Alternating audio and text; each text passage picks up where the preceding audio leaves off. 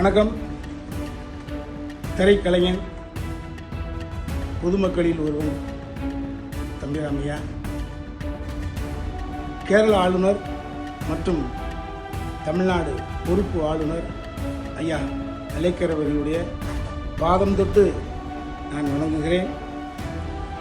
நீங்கள் மிகப்பெரிய அறிவாற்றல், ஆளுமை கொண்டவர் என்ற நிலை இருந்ததால் தான் உங்களுக்கு இந்த பொறுப்பு வழங்கப்பட்டுள்ளது.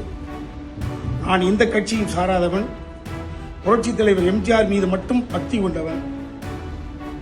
இப்பொழுது நடந்து முடிந்த தேர்தலில் 40% ஓட்டை இளைய தளபதி விஜய் அவர்கள் வாங்கியிருக்கிறார்கள்.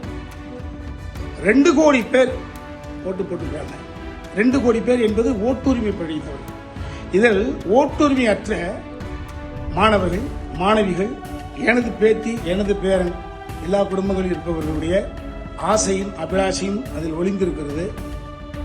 கடந்த 2-3 நாள் நிகழ்வுகள் என்பது தமிழ்நாட்டில் இருக்கக்கூடிய குழந்தைகளை, ஓட்டுரிமை அற்றவர்களை, மாணாக்க செல்வங்களை, என்னை போன்ற நிறைய பேருடைய பேரன் பேத்திகளை மனம் கலங்க செய்திருக்கிறது. எல்லோர் வீட்டிலும் ஒரே கூக்குரல், தமிழ்நாடு எங்கும் எல்லோர் வீட்டிலும் குழந்தைகளுடைய கூக்குரல்.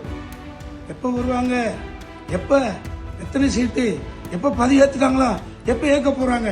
ஒரு இனம் புரியாத தொல்லைக்கு ஆளாக்கப்பட்டு எல்லோரும் மன செஞ்சலத்தில் ஆழ்ந்து கிடக்கிறார்கள். 113 காமிச்சிட்டாங்க. 5 கூட தூக்கி போடுங்க. 108 இருக்குல்லங்க ஐயா, அழைங்க ஐயா தம்பி விஜய கொடுங்க. அவர் கேட்டுக்கக்கூடிய இந்த 2 வார அவகாசத்தை கொடுங்கள். அவர் அதை ப்ரூவ் பண்ண முடிஞ்சது அப்படின்னா ஆட்சி தொடரட்டும்.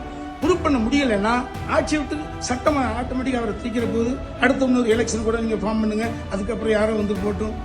தயவு செய்து இந்த ஓட்டுரிமையற்ற இந்த குழந்தை செல்வங்கள், அவர்கள் அறியாமையில் இருப்பவர்கள், இன்ஃபாக்சுவேஷன் இருப்பாங்க, ஒன்றும் இருந்துட்டு போட்டுமே, அவர்களுடைய பார்வையில், அவர்களுடைய எண்ணத்தில் இருந்து, அவர்களுடைய பாயிண்ட் ஆஃப் இருந்து கேட்கிறேன். அலேக்கர் ஐயா தம்பி விஜய் அவர்களை அடுத்த எம்ஜிஆர் ஆகிவிட்ட எம்ஜிஆர், அவ்வளவுதான், உண்மைதான்.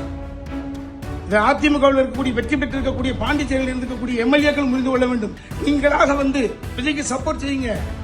அடுத்த எம்ஜிஆர் சார் கூப்பிடுங்க,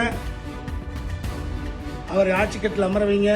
திரும்ப சொல்றேன், அறுதி பெரும்பான்மை நிரூபித்தான் ஆட்சி தொடரட்டும். அறுதி பெரும்பான்மை நிரூபிக்க முடியவில்லை என்றால் ஆட்சி களையட்டும், அடுத்த எலெக்ஷன் நடக்கட்டும்.